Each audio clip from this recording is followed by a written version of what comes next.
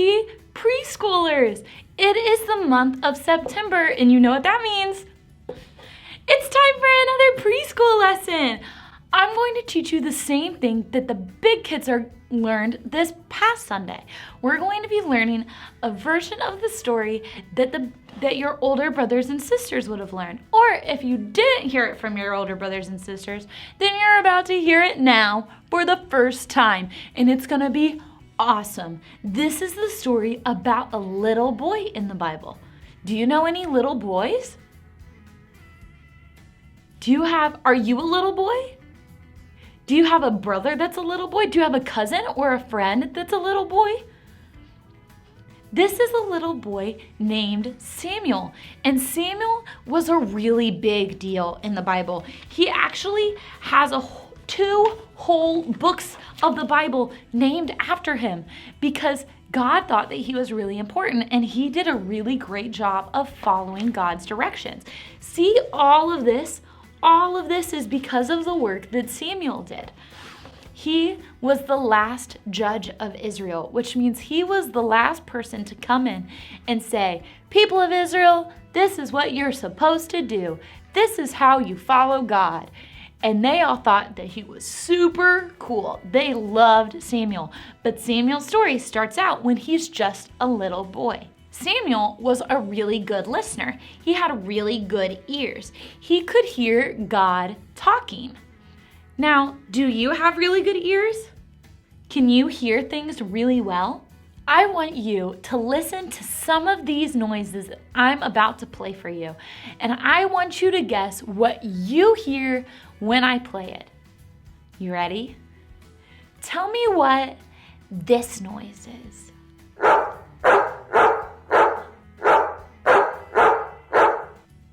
Can you guess it? What about this one?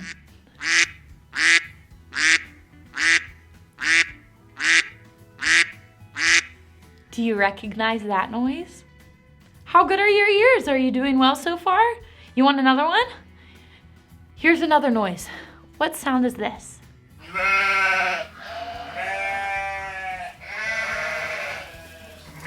Amazing. Let's do one more. How good are your ears? Can you tell what this noise is?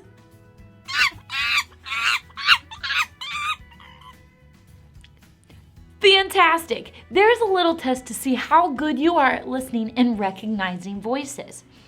Samuel, when he was a little boy, had never heard God's voice before.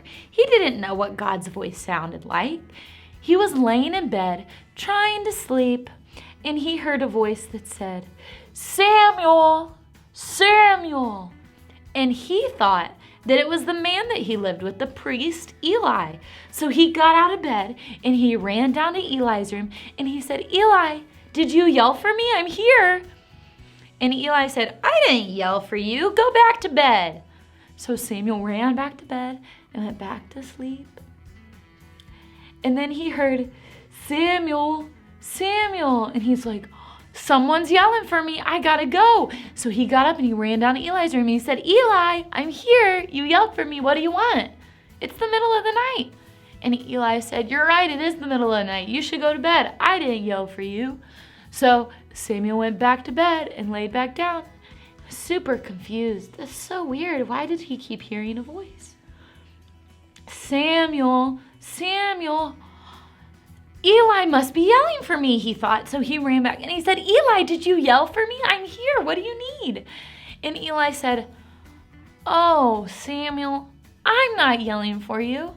God's yelling for you.